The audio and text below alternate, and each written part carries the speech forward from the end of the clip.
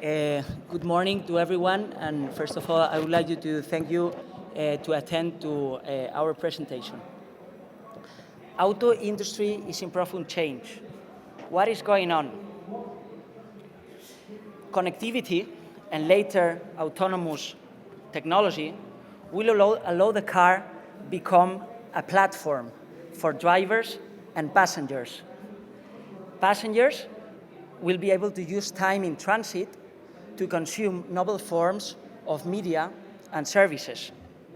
A car will become like a smartphone on wheels, and cars will be built around entertainment value rather than their hardware value. Industry walls are breaking down, and in 10 years, value providers, has judged by what the customer value most, may be found more in technological companies like Google, Apple, Facebook, for example.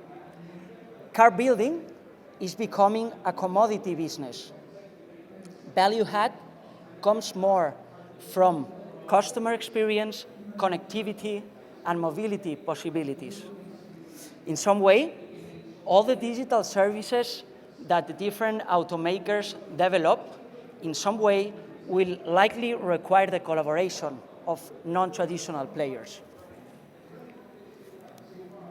Here, we have some examples of how is the new mobility landscape that in some way is integrating new business models, with on-demand services that are out of current OEM's core business. This landscape is characterized by many players.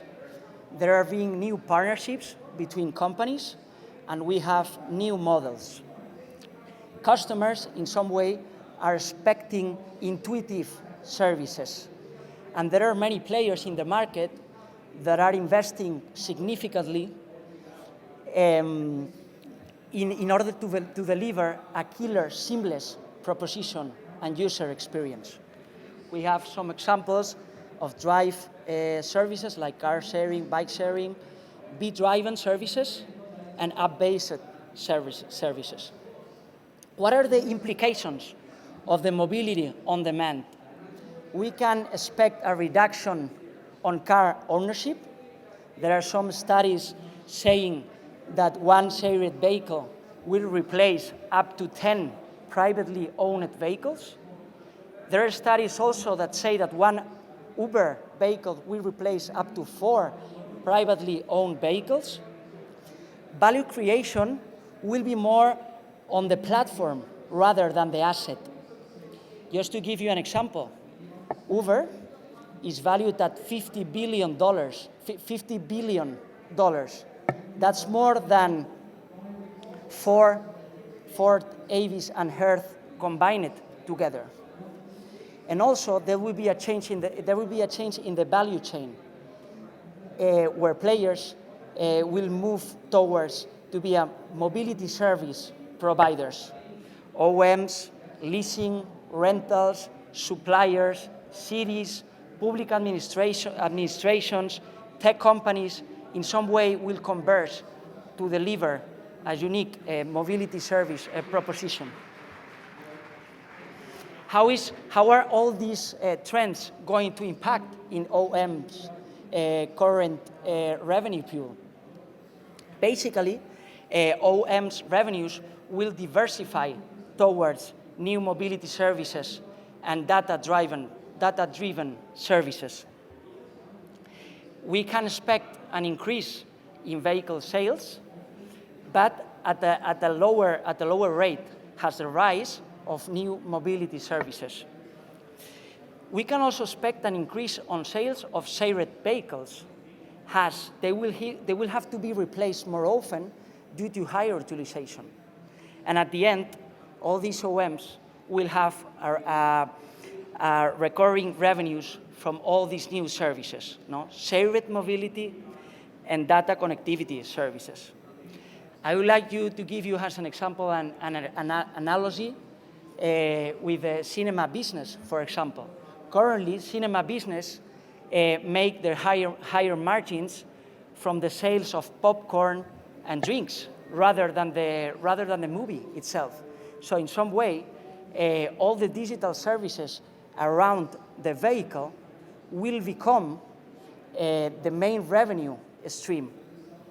So automakers have to be really aware of what digital savers are able to offer around their cars.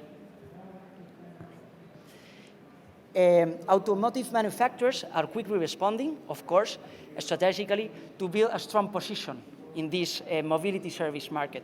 We have here the example of BMW, for example. Launched in 2011, BMW Drive Now car sharing company has over 600,000 subscribers, and then later began to offer ride-hailing services under the US brand Reach Now, late in the 2016. We also have the example of Daimler with Car2Go, launched in 2008. Nowadays, Car2Go is the world's largest car-sharing company with over 2 million users, more than 15,000 vehicles, and present in 3 continents, North America, Europe, and China. And then Daimler later started investing in other ride-hailing platforms like MyTaxi, like RideScout, and later Hilo. And then we have the example of Volkswagen Group that purchased in 2013 as 60% of the Netherlands car-sharing company Green Wheels. Then Volkswagen Group also invested last year in 2016 in Get. It invested 300 million in this ride-hailing company, taxi ride-hailing company. And then finally, its last investment was in Didi, the Chinese ride-hailing company.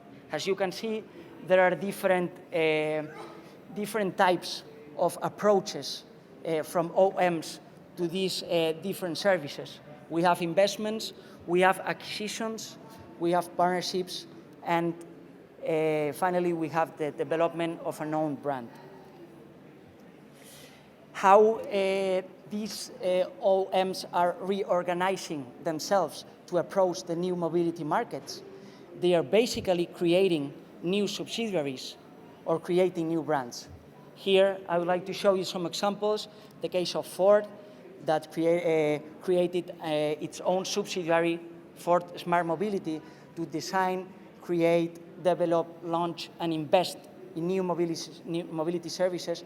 We have Moya in the Volkswagen Group that did the same with an own platform to develop new mobility services. And then we have the examples of PSA with Free2Move and General Motors, who created a new brand, not a subsidiary, to market all these mobility services in the market. And just to end, just a quick overview on what are going to be the states that will coexist in the near future with all this emerging new business ecosystem. We have today 2 types depending on the vehicle control and the vehicle ownership. Today we only have driver-driven vehicles, so we have personally owned and shared vehicle services. In the near future, when the fully autonomous cars get into the market and get widely adopted, we will also have 2 more states that will be the privately owned autonomous vehicles and the autonomous fleets managed by mobility providers. Thank you very much. Muchas gracias. Thank you, Joaquín. Next we have